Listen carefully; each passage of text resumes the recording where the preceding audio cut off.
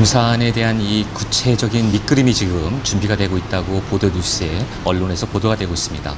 제가 초반에 말씀드린 대로 긍정적인 분과 부정적인 시각을 가진 분들, 그분들에게는 투자의 타이밍을 놓치기 때문에 차이가 나는 것입니다. 왜 그러느냐? 제가 예전에 서울 북부 역세권 개발에 대해서 많은 논의를 했을 때 많은 분들이 부정적인 분들은 야 그거 10년 전부터 얘기 나왔던 거다. 그러나 결국 북부 역세권 개발은 하나그룹이 지금 결국 선정이 돼서 곧 착공하게 될 거고요. 또한 터미널 부지도 마찬가지죠. 10년 전부터 나왔던 얘기입니다. 그러나 최근에 또 구체화되고 가시화돼서 강변에 있는 동서울 터미널은 한진그룹과 지금 신세계가 합작으로 지금 개발을 지금 준비 중에 있습니다. 그렇다면 자 용산도 마찬가지죠. 10년 전부터 나온 거 맞습니다. 그러나 드디어 그게 구체화되고 밑그림을 그려가고 세부적인 작업을 하고 있다는 것은 여러분이 이 부분을 반드시 주목해야 되기 때문에 제가 오늘 이 부분에 대한 자료를 준비해봤습니다. 투자의 타이밍을 놓쳐서는 안 되기 때문입니다. 얼마 전 언론 보도 자료에서 계속 이런 것들이 나왔죠. 서울시 용산 통개발, 용산 마스터 플랜 보류한다더니 슬그머니 밑그림을 구체화되고 있다. 대단히 중요한 내용입니다. 왜 그럴까? 왜 밑그림을 구체화할까요? 조직이 개편되고 조직이 생성되고 사람을 붙이고 거기에 대해서 여러 가지 서울시가 적극적으로 이쪽에 대해서 지금 푸시를 하고 있다는 거죠. 준비를 하고 있다는 얘기입니다.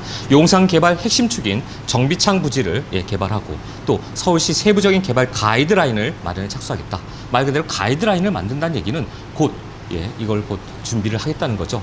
철도 병원 부지라든가 특별계획 구역을 다시 지정하고 지구단위 계획이라든가 재정비를 다시 만들어서 이 부분에 대해서 세부적으로 만들어 가겠다라는 겁니다. 얼마 전에 이데일리 뉴스나 조선일보에 나온 보도자료죠. 1834억의 사업비를 투입해서 이쪽에 환경 정화 하겠다. 2022년까지. 용산 역세권 이 어마어마한 부지를 서울시의 세금을 국민의 세금을 가지고 10억도 아니고 100억도 아니고 1834억을 쓴다는 얘기는 정말로 나중에 자칫 잘못하면 굉장히 정말 크게 문제가 될 수 있는 부분입니다. 이 얘기는 곧 뭡니까? 1800억 원을 들여서 이곳에 환경정화 사업을 한다는 얘기는 개발을 한다는 얘기죠. 그래서 제가 항상 강조를 하지 않습니까? 분명히 이거는 이런 밑그림은 뒤에서 정말 호수의 백조가 정말 물갈퀴를 하면서 둥둥 떠 있는 것 같지만 엄청난 노력을 통해서 앞으로 전진하고 있습니다. 그런 모습이 좀 보여지기 때문에 이분의 뉴스는 대단히 중요하다. 결국 서울시가 지금 용산 세부 개발 가이드라인을 지금 작업 중이라는 것은 6월부터 개발 가이드라인의 용역을 지금 진행하고 있습니다. 그 용역사가 미래인 ENT라는 곳인데요. 예전에는 이곳이 1차로 선정됐고 이번에 2차로 또 선정이 됐습니다. 그래서 2차로 선정돼서 여기서 또다시 이걸 좀 더 보강하고 가이드라인을 좀 더 세부적으로 만들고 여기다 용산 마스터 플랜을 지금 만들고 있다는 얘기입니다. 말 그대로 그 안에는 대규모 상업시설이라든가 각 부분별 사업별 세부 계획과 가이드라인을 만들어서 어떻게 할 건지 말 그대로 용역을 발주하게 되면 어떤 부분의 기준을 어떻게 정할 건지에 대해서 지금 준비를 하고 있다는 얘기죠. 더욱더 중요한 건요. 서울시 그 홈페이지에 가보시면 보실 수 있는 내용인데요. 서울시 도시계획국 산하에 지금 서울 맨 위에가 시민이고 서울특별시장 그래서 각각의 부서들이 있습니다. 행정 1부시장, 2 정무부시장에서 그 밑에 여러 그 기관들이 있는데요. 이 부서들 중에 여기 보시면 도시계획국이라고 있습니다. 이 도시계획국이라는 게 여기 좀 하나 이게 나와 있죠. 이 밑에 산하에 새롭게 다시 팀을 또 하나 만들었습니다. 1월 달부터 뭘 만들었냐? 전략계획팀을 만들었어요. 이 전략계획팀은 뭐 하는 곳이다? 바로 용산과 여의도 주요 거점의 육성 전략을 수립하는 곳입니다. 말 그대로 용산에 대해서 여기 보시죠. 팀장과 주무관이 있는데 주요 용산에 대한 업무 계획, 각종 자료를 준비하고 용산 정비창 개발 사업의 구상 및 협상 관련 업무를 하겠다. 용산 생활권 계획 운영, 실행 제도 개선, 생활권 계획 이런 수립들을 만들겠다라는 그런 내용들입니다. 대단히 중요한 거죠. 이 부서를 새로 만들었습니다. 1월 달부터. 왜 이런 부서를 만들었을까요? 이 전략기획팀뿐만 아니라 더 중요한 건 이거죠. 도심 전략사업팀에 또다시 팀장 또 한 명 있고 그 밑에 주무관이 3명씩이나 있습니다. 근데 이 사람들 다 뭐다? 도심 전략에 관련된 것도 용산에 관련된 내용들만 각각의 모든 걸 다 지금 얘기하고 있습니다. 용산 민족공원 개발이라든가 용산에 관련된 이러한 세부적인 것들에 대해서 팀을 만들고 조직을 구성하고 여러 팀장과 주무관들이 여기에 붙어서 지금 열심히 밑그림을 구체화시키고 있다는 얘기입니다. 대단히 중요한 얘기라고 할 수 있죠. 조직을 1월부터 만들어서 아무런 성과가 없이 연말까지 그냥 갈까요? 박원순 서울시장이 이제 얼마 남지 않았습니다. 2년 6개월 동안 이걸 좀 더 구체화시켜서 분명히 진행할 거라고 저는 확신합니다. 이 부분 제가 워낙 중요하기 때문에 말씀드렸고, 또 이틀 전에 지난주 금요일 날 또 이 보도자료에 이데일리 뉴스는 여러 가지 나왔죠. 주한미군이 기지를 조기 반환한 곳에서 한국 청와대 우리 대한민국이 미국 측에 요구를 했습니다. 그러자 미군 총사령관, 미군 사령관이 나와서 얘기를 했죠. 오케이, 수락하겠다. 이 얘기는 곧 뭐죠? 연말 내에 바로 미군 기지가 조기 반환되고 연말 내에 모든 사업이 이제 구체적으로 이제 시작될 수 있는 그런 중요한 뉴스를 할 수 있습니다. 뭐 지금 미군 기지는 다 총평택으로 다 이전을 했죠. 그럼에도 불구하고 이것을 빨리 우리가 밑그림을 그린 이 상태대로 2030년까지는 분명히 이런 멋진 모습으로 탈바꿈해서 아마 될 것 같습니다. 현재는 이런 용산 기지 내에 버스 투어를 통해서 갤러리처럼 운영을 하고 있는데요. 이런 부분들이 정말 향후에는 민족공원이 최대 대한민국 생태공원으로 전 세계가 주목할 만한 바로 그런 공원, 뉴욕의 맨하튼에 있는 센트럴 파크처럼 대한민국의 최고의 생태공원이 이렇게 보여질 거라고 저는 확신합니다. 분명히 개발이 될 겁니다. 그뿐만 아니라 청파동 바로 뒤에 있는 효창 독립공원 있죠. 이걸 박원순 서울시장의 야심작, 바로 이곳을 또다시 2024년까지 기본계획을 수립해서 개발을 완성시키겠다. 자, 그러면 청파동 같은 경우는 어떻습니까? 앞에는 용산민족공원이 보이고 남산이 보이고 바로 뒤에는 이런 또 독립공원, 앞뒤에 정말 숲세권이 어마어마한 곳이 있기 때문에 청파동을 그래서 주목해야 된다라고 제가 또 강조해 드렸습니다. 멋지게 다 바뀌는 거죠.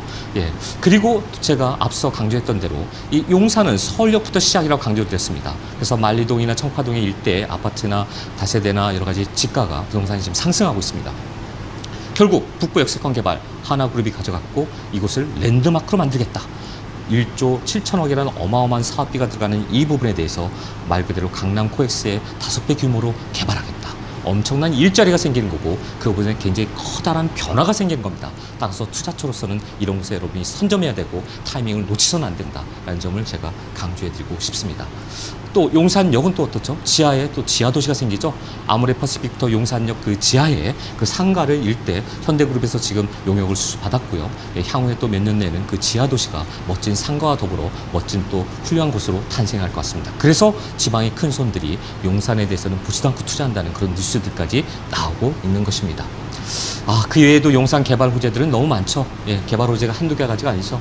신분당선이 연장되고 KT 원유로 사업 개발되고 원유로 4가에 있는 바로 현대자동차 48층에 대한 복합 개발도 지금 준비가 되고 원유로 3가 4가가 이래서 또 들썩이고 있고요. 청파동에 대한 재개발 이슈라든가 이런 GTX B 노선 이미 또 통과가 돼서 또 이쪽으로 또 개통이 될 것 같습니다. 용산 전자상가 와이베리 조성이라든가 이태원의 국제관광업무 특구 개발이라든가 이런 모든 것들은 한두 가지가 아니라 너무나 많은 넘쳐나는 개발 호재로 인해서 용산을 주목할 수밖에 없다라는 점 기억해 주셔야 될 것 같습니다. 마지막으로 말씀드리고 싶은 것은 우리 박원순 서울시장 이제 3선 시장이고요. 이번에 서울시정 4개년에서 2020년까지 22년까지 얼마 안 남았습니다. 이제 3년도 채 안 남았는데요. 이때까지 용산을 동아시아의 최고의 도시로 국제 도시로 발전시키겠다, 만들겠다. 결국 그 중심은 국제무단지 서울역부터 용산까지, 좌우에는 용산민족개발 개발까지 여러 가지들이 아울러진다면 이곳은 정말 2022년까지 최고의 핵심 도시로, 슈퍼스타 도시로 탄생될 것 같습니다. 제가 이 밑그림은 지금 맨하탄에 있는 허드슨 야드의 그림인데요. 세계는 지금 도시 경쟁력 강화로 해서 슈퍼스타 도시를 슈퍼 도시인 거죠. 정말 일반적인 도시가 아니라 그런 정말 남들이 다 주목하는 그런 도시로 탈바꿈하고 있습니다. 특히나 시민의 삶을 풍요롭게 만들려고 도심 내 용적률을 완화시켜주고 또 그곳에 일자리를 창출시켜주고 법인세를 감면해주고 그곳에 세술 증대를 통해서 활성화시키는 그런 작업들을 하고 있습니다. 우리 서울시도 또 국토부도 지금 용산에 관련된 국제업무단지에 대해서는 과도하게 정부가 어떤 공공성만 앞세우고 민간 개발의 의욕을 꺾거나 수익성 보장 없이 푸시만 할 게 아니라 민간이 주도하고 관이 적극 뒷받침하는 민관 협업 모델을 완성시켜서 강남에는 삼성동의 국제업무단지가 제대로 지금 착공이 되고 있다면 강북의 용산 국제업무단지도 제대로 될 수 있게끔 적극적으로 뒷받침해 줬으면 하는 바람이 간절합니다. 마지막으로 제가 시청자 여러분께 드리고 싶은 얘기는 백만장자는 사건이 아니라 과정에서 만들어진다. MJ 드마르코라는 미국의 억만장자가 책을 냈죠. 부의 추월차선이라는 책에서 강조해 가고 있습니다. 왜 그러느냐? 이 MJ 드마르코가 항상 얘기합니다. 부자가 되는 사람들은 항상 부지런하고 성실하다. 그리고 자기가 목표를 세우고 거기에 과감히 도전한다. 그리고 그들의 주변에는 멘토가 있고 항상 누군가의 조언을 듣는 사람들이 있다.